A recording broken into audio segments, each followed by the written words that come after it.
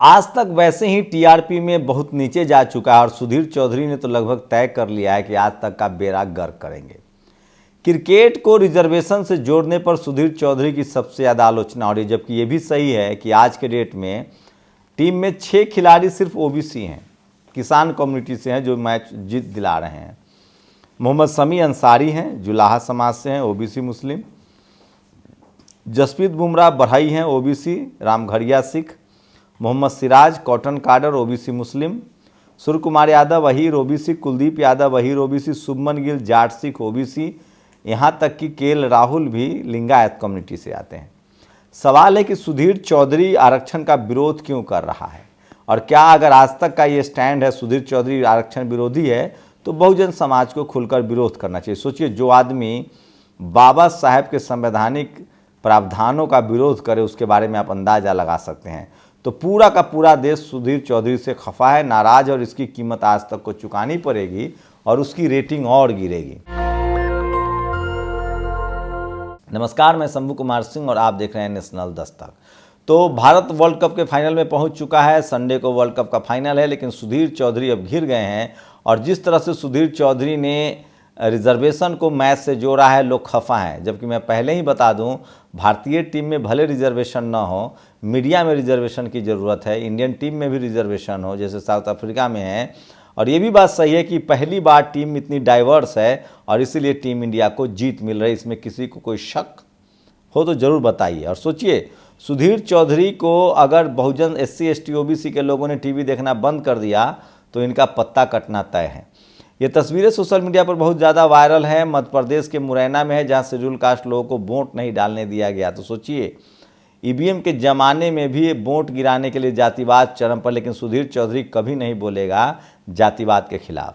सुधीर चौधरी दिन भर या तो हिंदू मुस्लिम करता है। दरअसल सुधीर चौधरी का एक कैरेक्टर है, जिसकी सत्ता वो उसके साथ होता है। पहले कांग्रेस की सत्ता थी तो कांग्रेस के साथ इफ्तार करता था। मैं खुद गवाह हूँ, मैं इनके साथ काम कर चुका हूँ, कई चैनलों में इफ्तार पार्टी होती थी। और अब चूंकि बीजेपी है तो ये बीजेपी, कल कांग्रेस आ जाएगी तो फिर कांग्रेस ही, बसपा आ जाएगी तो बसपा आई। और सोचिए, तोमर के बेटे को लेकर अभी डांडिया ने स्टोरी किया, स्क्रीनशॉट दिखा रहा हूँ। सोचिए, जिस शख्स ने ये वीडियो रिकॉर्ड किया था उसने अपना व्हाट्सएप नंबर दिया था, लेकिन किसी टेलीविज़न चैनल ने एक खबर नहीं दिखाई। कोई दलित पिछड़ा आदिवासी होता तो सोचिए क्या होता। ये कैसी हिपोक्रेसी है भाई, जिसके समाज वाले इसका बहिष्कार कब करेंगे। ये देश ये उनके आरक्षण को भी गलत बता रहा है। सोचिए, खुद जाट समाज से है सुधीर चौधरी और जाट समाज के लोग आरक्षण लेते भी हैं, आरक्षण के समर्थक भी हैं और वो रिजर्वेशन की मांग भी कर रहे हैं। मराठा मांग कर रहे हैं, पटेल मांग कर रहे हैं। अब तो सवर्ण गरीबों को भी आरक्षण है। तो क्या सारे लोग भ्रष्ट हैं, खराब हैं? सुधीर चौधरी को सबका विरोध करना चाहिए। और गौर से देखिए, सुधीर चौधरी तिहारी मजदूर को, जो क्रिकेट पर बात करते हुए आरक्षण पर कटाक्ष कर रहा था, देश के विकास में आरक्षण को रोड़ा बता रहा है। तो तमाम लोग सोशल मीडिया पर सुधीर चौधरी को ट्रोल कर रहे हैं और जिस दिन इन लोगों ने आज तक देखना बंद कर दिया, सुधीर चौधरी का बोरिया बिस्तर बनते देर नहीं लगेगी। तिजारा विधानसभा जिला अरवल राजस्थान, चंद्रशेखर आज़ाद की रैली में किस तरह का जनसैलाब उमड़ा है आप कल्पना कर सकते हैं। बहुत भीड़ है। और ट्राइबल आर्मी ने भी कहा है, देश आरक्षण के कारण नहीं जातिवाद के कारण पीछे है सुधीर चौधरी। तो सुधीर चौधरी कभी जातिवाद पर बोलेगा नहीं। उससे पहले श्वेता सिंह भी आरक्षण के, क्रिकेट को आरक्षण से जोड़ चुकी हैं। और सोचिए, 8 करोड़ भारतीयों का पैसा लेने वाला सहारा प्रमुख के मरने पर उनका दोनों बेटा नहीं आया। और ये जो लल्लन टप वाले ने जो आरक्षण विरोधी का सुधीर टाइप के लोगों का इंटरव्यू किया था, जिस लड़की का, उसको लेकर सूर्य प्रताप सिंह ने लिखा है, जी में रैंक इतना नीचे और बहाना की रिजर्वेशन वजह है IT में नहीं आ पाई। जो लड़की बोल रही थी उसका रैंक ही 5 लाख था। सोचिए, 5 लाख रैंकिंग थी और वो कह रही थी कि मैं रिजर्वेशन की वजह से नहीं चुनी गई।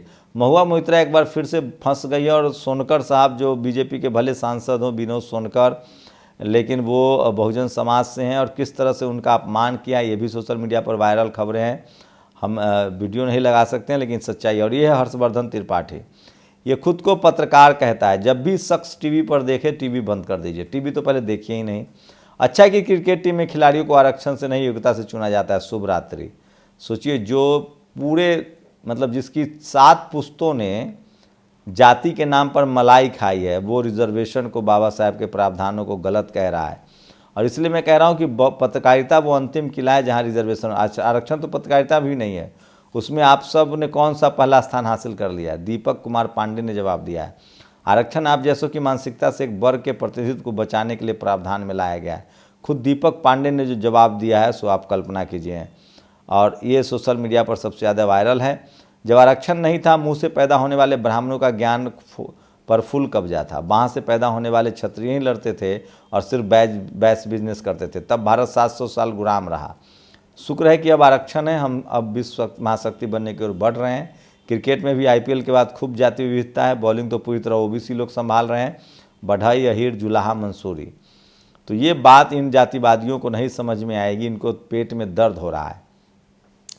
और सोचिए, ये जो सामने बिल्डिंग पर एंटीने दिख रहे हैं, ये फॉग नापने की मशीन है, पॉल्यूशन नापने की।